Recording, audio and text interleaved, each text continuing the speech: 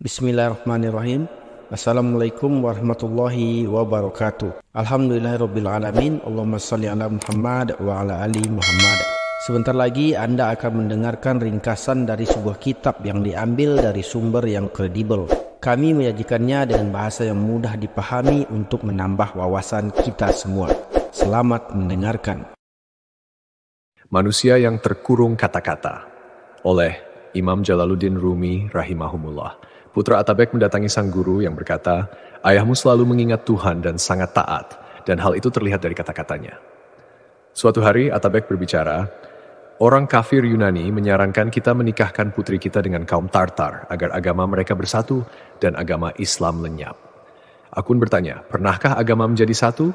Selalu ada 2 atau 3 dan perang berkecamuk di antara pemeluknya. Bagaimana mungkin engkau menyatukan agama? Pada hari kebangkitan semuanya akan dipersatukan, tetapi di dunia ini mustahil karena setiap orang memiliki hasrat dan keinginan yang berbeda. Penyatuan tidak mungkin terjadi di sini. Namun, pada hari kebangkitan, ketika segalanya menjadi satu, setiap orang akan melihat, mendengar, dan berbicara tentang satu hal. Di dalam diri manusia terdapat berbagai macam hal. Manusia adalah seperti seekor tikus dan seekor burung. Kadang-kadang burung mengangkat kurungannya, lalu tikus menariknya kembali ke bawah. Ada ribuan binatang lain dalam diri manusia sampai dia maju pada titik di mana tikus melenyapkan ketikusannya dan burung melenyapkan keburungannya. Semua akan disatukan karena pencarian sasaran tidak ke atas ataupun ke bawah. Ketika sasaran ditemukan, tidak ada lagi atas dan bawah. Ketika seseorang kehilangan sesuatu, dia mencarinya ke segala arah, kiri dan kanan, atas dan bawah, ke sana dan kemari. Namun ketika benda yang hilang itu telah ditemukan, pencarian pun berhenti. Pada hari kebangkitan nanti, setiap orang akan melihat dengan satu mata, berbicara dengan satu lidah, mendengar dengan satu telinga, dan merasakan dengan satu indera. Hal itu seperti 10 orang yang bersama-sama memiliki taman atau toko. Mereka berbicara tentang satu hal, khawatir tentang satu hal, dan disibukkan dengan satu hal. Ketika barang yang dicari telah ditemukan, pada hari kebangkitan ketika seluruhnya akan bertatapan dengan Tuhan, semuanya akan disatukan dengan cara serupa. Di dunia ini, setiap orang disibukkan dengan sesuatu. Sebagian sibuk dengan cinta pada perempuan, sebagian dengan harta benda, sebagian lagi dengan bagaimana mendapatkan uang, dan sebagian lainnya dengan ilmu. Setiap orang percaya bahwa kesejahteraan dan kebahagiaan yang dicapainya didasarkan pada keyakinan itu, sebagaimana rahmat Tuhan. Ketika manusia mulai mencari dan tidak menemukannya, dia menghentikan pencarian. Namun setelah beristirahat, dia mungkin berpikir kenikmatan dan rahmat itu mesti dicari. Barangkali aku tidak cukup mencari, biarkan aku mencari kembali.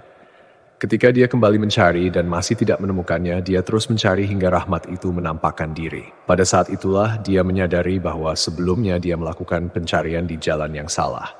Meski demikian, Tuhan memiliki beberapa hamba yang dapat melihat dengan pandangan yang jernih, bahkan sebelum hari kebangkitan tiba.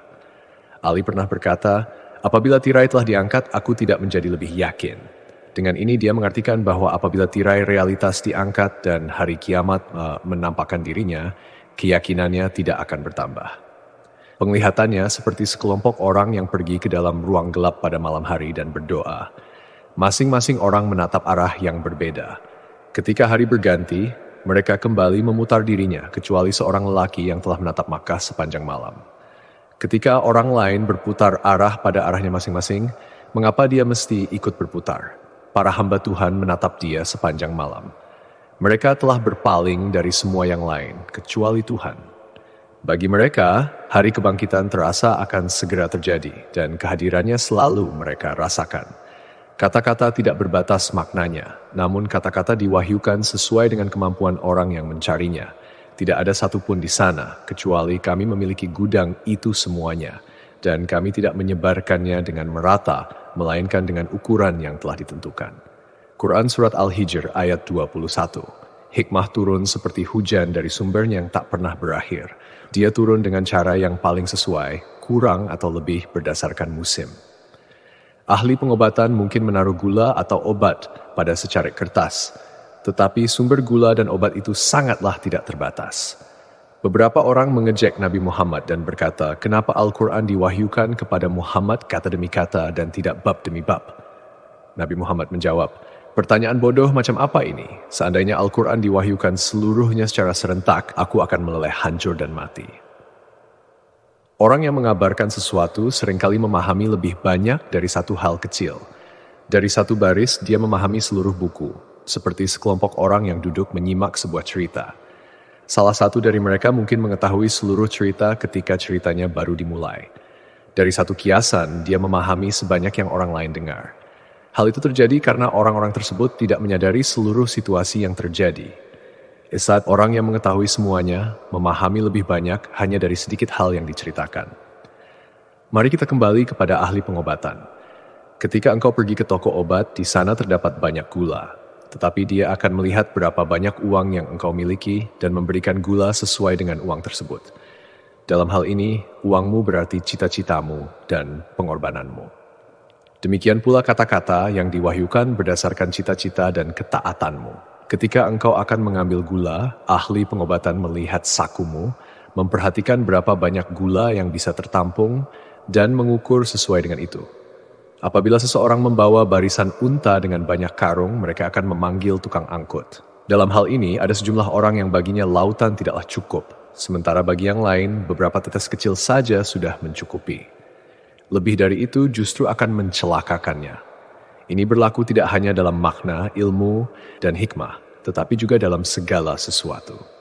Kepemilikan kemakmuran dan segala hal lainnya tidaklah terbatas, tetapi semuanya diberikan sesuai dengan ukuran yang sesuai.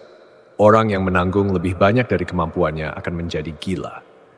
Tidakkah engkau lihat Majnun dan Farhad dan para pecinta lain yang menempuh penderitaan demi cinta mereka kepada seorang perempuan yang telah memikul hasrat yang melampaui batas kemampuannya? Tidakkah engkau lihat Fir'aun yang mengaku dirinya sebagai Tuhan ketika dia diberi terlalu banyak kemakmuran dan kekuasaan? Tidak ada satu hal pun di sana, melainkan gudang itu semuanya berada di tangan kami. Quran Surat Al-Hijr ayat 21. Tuhan telah berfirman, "Tidak ada apapun baik atau buruk yang terbatas dalam gudang kami, tetapi kami menganugerahkannya sesuai dengan kemampuan, dan itu merupakan jalan yang terbaik." Memang benar, seseorang bisa menjadi seorang mukmin tanpa tahu apa yang mereka imani. Seperti anak kecil yang percaya pada roti tanpa mengetahui apa yang dia percayai. Demikian pula buah-buahan dari pohon yang mengering dan layu karena kekeringan. Namun, mereka masih tidak mengetahui apa itu haus. Keberadaan manusia seperti bendera yang berkibar di udara. Kemudian tentara dikirim dan berkumpul mengelilingi bendera dari segala arah untuk mengetahui Tuhan. Dari arah nalar, pemahaman, kemarahan, pengampunan, keluhuran budi, ketakutan, harapan, dan keadaan tanpa akhir, serta kualitas tanpa batas. Setiap orang yang mencari dari kejauhan hanya melihat benderanya saja, tetapi yang mencari dari dekat menyadari hakikatnya. Seseorang datang dan ditanya, "Dari mana saja engkau? Kami merindukanmu. Mengapa engkau pergi begitu lama?" Kami telah dan akan terus berdoa agar keadaan ini berubah, namun keadaan yang membawa perbedaan tampaknya tidak terlihat. Benar, demi Tuhan, situasi itu baik di mata Tuhan. Memang benar bahwa segala hal baik dan sempurna dalam hubungannya dengan Tuhan, bukan hubungannya dengan kita.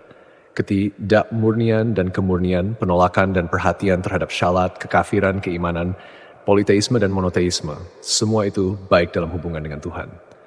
Tetapi bagi kita, perbuatan jahat, pencurian, kekafiran, dan politeisme merupakan keburukan, sementara monoteisme, tata cara ibadah, dan sedekah adalah kebaikan. Segala sesuatu baik jika dipandang dalam hubungannya dengan Tuhan.